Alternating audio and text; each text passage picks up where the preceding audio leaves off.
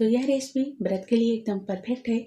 आप इसे व्रत के दिनों में भी खा सकते हैं या फिर नॉर्मल दिनों में भी आप इसे खा सकते हैं। अगर आपका समय कम है, जल्दी से कुछ बनाना चाहते हैं ना, तो आप इस रेसिपी को ज़रूर ट्राई करना। सच में करें, बहुत ही टेस्टी डिलीशियस लगती है। एकदम क्रीमी सा आपको टेस्ट मिलेगा। खासकर बच्चे तो बहुत ही पसंद करते हैं। अगर कोई गेस्ट आ जाए ना, तो भी आप इन्हें जल्दी से सिर्फ 5 मिनट बना के दे सकते हैं। हेलो दोस्तों, आपका सुष्मिता किचन में कहो, कैसे हो आप? तो चलिए बना के दिखाते हैं। तो यहाँ पर गैस चढ़ाकर हमने पैन को रख दिया था और पैन में छोटे वाले कप से 2 कप भर के मखाना को डाल दिया है। तो मखाना आप अपने हिसाब से कम ज़्यादा कर लीजिएगा, लेकिन 2 कप मखाना काफ़ी होता है। और मखाना को बिना घी बिना तेल के हमें 3 से 4 मिनट के लिए धीमी आंच पे इसे रोस्ट करना, भून लेना है। तब तक रोस्ट करना है जब तक मखाना क्रंची ना हो जाए। और गैस को तेज बिल्कुल नहीं करना है, यानी मखाना को ड्राई रोस्ट करना है। और लगातार मखाना को इस तरीके से चलाते रहना है जिससे मखाना नीचे से जले ना।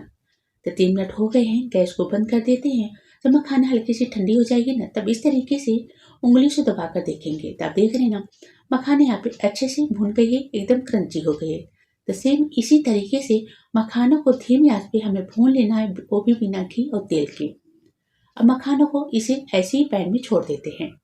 अब यहाँ पे दूसरे बर्तन में हमने लिया है दही। दही एकदम ताजी लेनी है, खट्टी वाली दही नहीं लेनी है। तो अंदाज से हमने यहाँ पे 1.5 कप लगभग हमने दही लिया है। अब दही में डाल देंगे मीठापन देने के लिए चीनी। तो चीनी आप अपने हिसाब से डाल दीजिएगा। अगर दही ज़्यादा खट्टी है तो उस हिसाब से दही डालिएगा, या फिर जितना मीठा आप खाते हैं ना, आप चीनी डाल दीजिएगा। या फिर बिना चीनी के भी आप इस रेसिपी को बना सकते हैं, लेकिन हमने थोड़ा चीनी डाल दिया है। अब चीनी और दही को मिला लेंगे। यहाँ पर चीनी घुल चुकी है। आप चाहे तो चीनी को पीस के भी डाल सकते हैं, यानी शुगर पाउडर भी डाल सकते हैं। तो हमने चीनी दही को मिला लिया है। तो दही यहाँ पे गाढ़ी है। दही को पतला करने के लिए छोटे वाले कप से 1 कप लगभग हमने डाल दिया है फ्रिज का ठंडा दूध।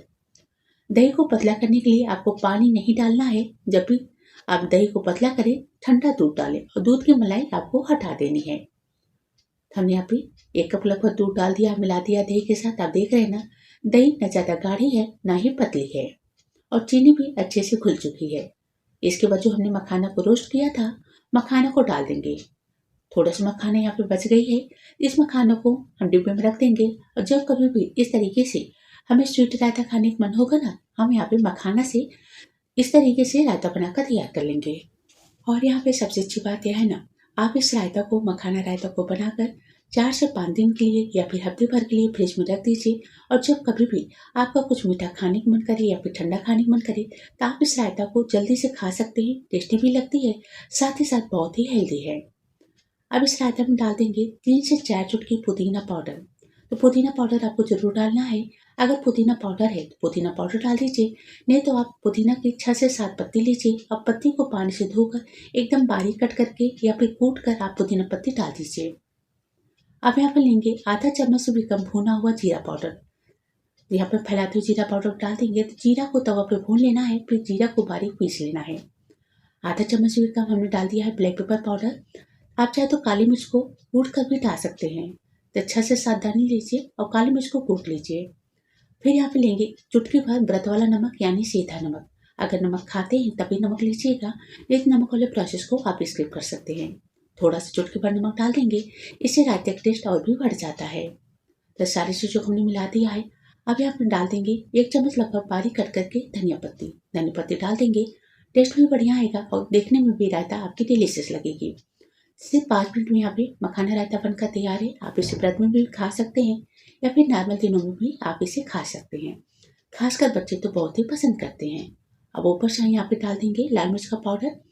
अगर आप लाल मिर्च खाते हैं तभी डालिएगा, नहीं तो आप इसे स्किप कर सकते हैं। लेकिन इस तरीके से ऊपर से थोड़ा थोड़ा करके सारे मसाले को डाल देंगे, जो रायता है देखने में एकदम डिलीशियस लगेगी।